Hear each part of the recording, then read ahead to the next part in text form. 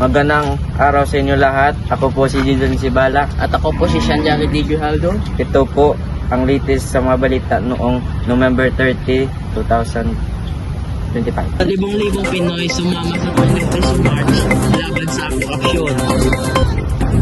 Libong-libong Pinoy ang sumama sa 23 March sa Rizal Park at EDSA People Power Monument upang ipanawagan ang pinanagutan ng mga katiwaling opisyal at tulad ng mga katiwaling at ulit-ulit na lumalason ng pamalaan.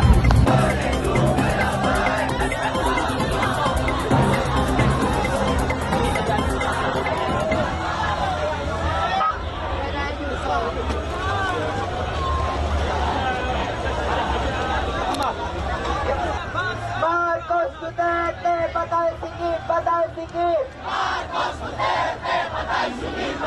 Lahat ng sagot! Dapat malagot! Lahat ng sagot! Duterte, walang pinagiba! Parehong tuta, diktador, pasista! Marcos Duterte, walang pinagiba! Katiwalian ang isa sa mga pangunahing problema ng ating bansa. Kailangan nating ipaglaban ang ating karapatan at pananagutan ng mga namumuno. Akin ang mga leader, simbahan, sibilya, social groups, union at mga kalusuan, kabataan ang mga sumuporta sa rally nito.